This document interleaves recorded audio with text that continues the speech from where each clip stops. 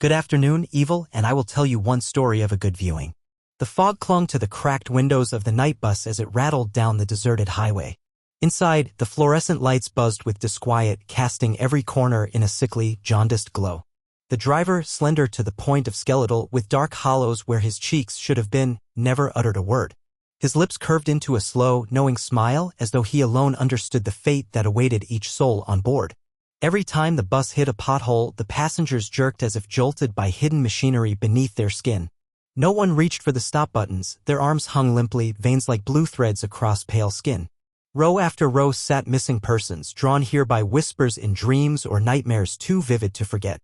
A teenage girl in a frayed school uniform traced a bruise on her wrist, murmuring under her breath, "I didn't mean to scream." Across the aisle, a middle-aged man in a rumpled suit whispered stock tips nobody remembered, his tie stained a dark, crusted red. An elderly woman, her hair caked in dirt and what looked disturbingly like candle wax, kept adjusting a locket at her throat, her eyes unfocused yet brimming with terror. Their voices were thin and distant, like overheard radio static, and each syllable sent shivers through the metal frame of the bus. At the first unmarked stop, the doors groaned open to reveal a platform bathed in violet dusk. A speaker crackled overhead, repeating in a warped loop, "Last bus to oblivion. Last bus to oblivion." A breeze carried the phrase onto the bus, brushing against bare ankles. A young boy trembled at the front, tears tracing rivulets down his cheeks. I asked, "What's your name?" but he only stared, lips parted like a fish, before vanishing, leaving behind a tiny pair of sneakers soaking in crimson. The driver's smile widened as the doors slammed shut. The seats began to bleed. It started softly, droplets of dark red welling from seams in the vinyl, creeping along the cushions like living veins. A woman 2 rows back let out a gurgling sob, her hands clawing at her throat as though strangled by unseen hands. The blood pooled at her feet, and when she looked down, her reflection in the liquid wore a grin 2 sizes too wide. She screamed, but her mouth would not open further, the sound escaped instead as a high-pitched chirp that resonated inside my skull. Rain pelted the windows, yet the droplets climbed upward in slow defiance of gravity. Thunder boomed inside the bus, rattling the ceiling panels, and each flash of lightning revealed new horrors, faces pressed against the windows from the outside, mouths open in silent screams, skeletal hands tapping on glass so hard it cracked in fissures like jagged teeth. A woman in a white nightgown clawed at the aisle side of the seats, her eyes rolled back as she chanted, "Let us in, let us in." A passenger's voice, deep, guttural, and unmistakably not her own, boomed through the compartment. We sought escape but found our eternal journey. Her lips curled back in a rictus smile. Others joined, reciting names that echoed with familiarity, names from missing person posters plastered on every street corner back home: Claire Jensen, Thomas Whitaker, Maria Alvarez. My heart pounded so loud I thought the bus must hear it. I shouted, "Why here?" but the bus answered with a violent jolt that sent me tumbling into the lap of a stranger whose skin felt like cold marble. He looked up, eyes empty, then crumbled like ash, disappearing through the floor. The chanting grew louder, rhythmic, as though the bus itself was beating a giant drum. The lights flickered out, plunging us into darkness. In that instant, I saw beneath the seats, rats, hundreds of them, skittering in and out of holes that hadn't existed moments before. Their eyes glowed red, each carried a scrap of flesh in its jaws. They swarmed the floorboards in a tidal wave of motion, their squeals blending with the whispers of the missing. When the lights snapped back on, the bus had stopped again. The doors opened directly onto a vast field of shattered mirrors. I stepped out and gasped, every shard reflected my face, but each reflection bore some awful distortion, elongated necks, eyes bleeding black, mouths split open to impossible widths. A voice floated from the broken glass, calling my name. I stumbled backward into the aisle as the passengers, drawn by distorted reflections, slid through the mirrors and vanished into the field with soft pop noises like balloons deflating underwater. The driver parked the bus in an otherworldly courtyard.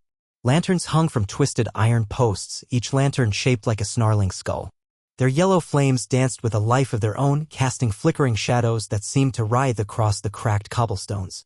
The engine's hum died, replaced by the distant toll of a bell that rang deep within my bones. I climbed down, each step sinking ankle-deep into cobblestones that resembled flesh. Beneath my kneecap, I felt something give way and saw dark ichor pulse beneath the surface. Behind me, the bus had vanished. In its place stood a single overturned seat, soaked in fresh blood that steamed in the cool night air. The skull lantern's lights leaped higher as the remaining group gathered before a colossal archway carved with rows of jagged teeth. A breeze carried distant laughter, children's giggles twisted into a macabre melody. I heard the old woman's lullaby again, now raw and discordant, weaving through the courtyard like a spider's web. I felt their eyes on me, the hollow, pleading eyes of the missing urging me forward. The arch's maw pulsed with hungry anticipation, dripping shadows that pooled on the ground. A voice, faint yet insistent, whispered in my ear. This is the final stop. Step through. My blood ran cold as I placed a foot on the lip of those jagged teeth. The lanterns flickered once more and the earth beneath trembled, revealing ribs of bone where stone should have been. I raised my hand toward the darkness beyond, heart pounding like a funeral drum. All I could think was that turning back was no longer an option, and then I stepped forward into the abyss, the arch swallowing me into a world where the road never ended. The darkness beyond the archway felt viscous, as though I were wading through thick oil. Each step echoed against unseen walls, the sound swallowed almost immediately by an oppressive silence. The passengers followed in single file, their faces ghostly in the flickering lantern light, eyes wide not with wonder but with a dreadful resignation. The old woman's lullaby drifted through the gloom, warped now into something dissonant and aching. We emerged into a vast, subterranean chamber whose ceiling stretched beyond sight. Pillars of cracked obsidian rose like crooked ribs, dripping with a sluggish, inky fluid that hissed upon contact with the stained cobblestones beneath our feet. The air was damp and fetid, heavy with the stench of rot and something sweeter, metallic like overripe fruit left to ferment in blood. I swallowed, fighting the urge to gag, and realized that every passenger carried a token of their former life. The teenage girl clutched a scattering of dried flowers, the suit anti-man held a broken watch, its hands frozen. The vanished boy's sneakers lay suspended in midair, soles still damp with crimson. A torch flame hissed to life at the far end of the hall, revealing a throne carved from bone. Seated upon it was the driver, but now he looked ancient, skin like cracked parchment stretched taut over jointed bone, eyes glowing a pale ember red. In his lap lay a leather-bound ledger, its pages fluttering though no breeze stirred. As we approached, the ledger snapped shut with a cracking snap that made my heart lurch. He spoke, voice echoing off the walls like distant thunder. Welcome, travelers, to the ledger of final departures. Here, every name is written by fate and every name must cross this threshold. He tapped the book, pages rose, flipping to reveal dozens of names, ours among them, each scored out by a single, jagged stroke. The teenager in the uniform stepped forward, voice trembling. We have signatures. We agreed to this ride. Her finger pointed to faint, blood-red ink beside her name. But I didn't know where it would end. The driver's grin widened to an impossible breadth. None do. That is the bargain. He rose from the throne, so tall his head disappeared into shadow and beckoned us onward. Cross the bridge of souls and perhaps you find peace. Refuse and remain here forever, part of this ledger's tapestry. Beyond the throne, a bridge of fractured bone spanned a black chasm that yawned like a wound. From its depths came whispers, weeping, pleading, furious curses. Some voices I recognized, missing loved ones, lost friends, calling out in grief and rage. The bone bridge creaked under our weight, shards crumbling into nothingness with each step. Below, the chasm stretched infinitely and I saw poor souls clinging to its walls, dragging their nails through soft rock, trying to climb toward us. As we crossed, I grasped the shattered watch, feeling its frozen hands grow warm in my palm. The seconds began to tick, but backward. Tick, tick. I felt the years slipping from me. The businessman's tie tightened until the knot bit into his throat. He gasped and loosened it, eyes darting around in terror. The old woman collapsed mid-bridge, clutching her locket so hard that it cracked. Inside, barely legible, was a photo of a happy family, her life before she vanished. She sobbed, then lay still, a stream of ichor pooling around her. Two passengers behind me wailed and leaped into the chasm, disappearing in splashes of black fluid. Their bodies dissolved almost instantly, leaving no trace but pitiful echoes that resonated like broken bells. The driver's voice called out, amused, "Free will is a fickle thing." I stumbled to the other side of the bridge, where a set of iron doors waited, embossed with scenes of travelers arriving and departing under watchful eyes. "Last chance," the skeletal driver intoned. "Enter or remain a shade bound to this hall for eternity." The lanterns guttered, darkness pressing in like a living thing. Behind me, only 3 others remained, the teenage girl, the businessman, and a gaunt young woman clutching a diary. The diary's pages were inscribed with desperate scribbles, pleas, confessions, apologies. She looked at me, voice raw. I only wanted to hide. I nodded, though I had no comfort to offer. I pressed my hand to the cold iron. My heartbeat thudded so loudly it seemed to rupture my chest. With a heave, I pushed, and the doors swung open on silent hinges, revealing a hallway lit by candles floating in midair. Their flames flickered blue, casting ghostly light onto portraits lining the walls, faces of those who rode the night bus in ages past, eyes hollow, mouths frozen in silent screams. We stepped through and the doors slammed shut behind us. The echo reverberated like a tomb sealing itself. Ahead lay a spiral staircase of black marble, each step carved with names in faint gold. Walking upward felt like climbing an endless mountain. Every footfall scraped like a tombstone being cracked open. The teenage girl gasped as she recognized her own name among the carvings. The businessman touched a step, tracing the letters, his name, and beneath it the date of his disappearance. About halfway up, the staircase shuddered. The candles flickered violently, the portrait's eyes seemed to follow us. Then, from somewhere above, the pages of the leather ledger rained down like dying leaves. Each page bore a story, love lost, crimes unsaid, secrets buried, ending with a signature in blood. The gaunt young woman caught one, hands shaking. It was her diary entry, upright and unaltered, though her name was circled in red.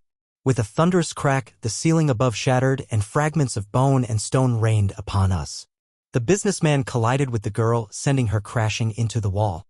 Her scream echoed as the portrait beside her dissolved into roiling smoke.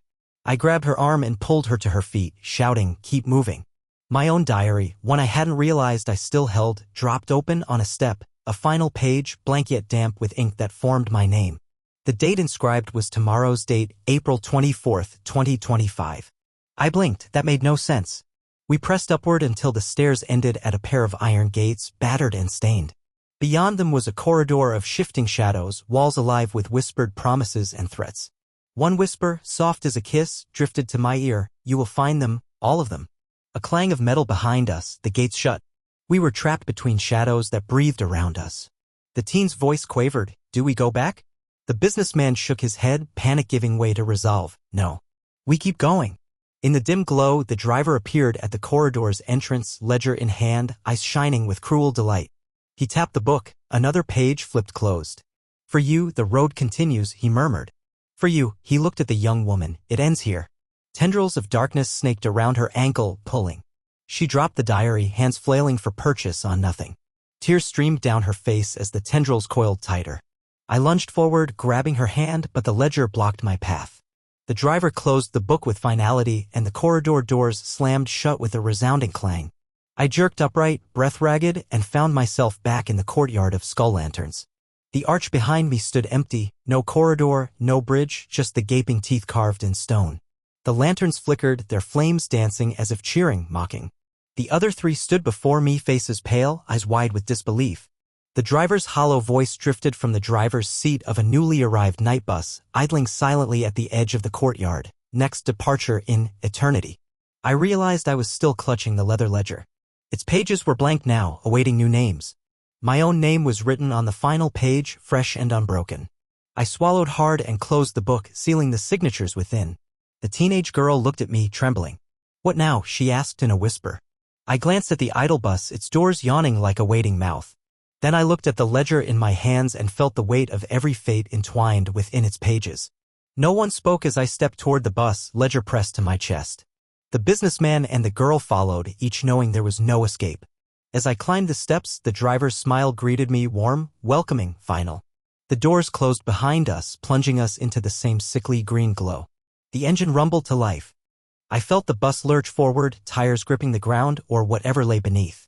Ahead, the road stretched into darkness once more, unending and beckoning. And I knew that for every bus ride's end, another journey begins, and that some final stops are meant not for rest, but for the beginning of something far worse. Thank you very much. See you all in the next video.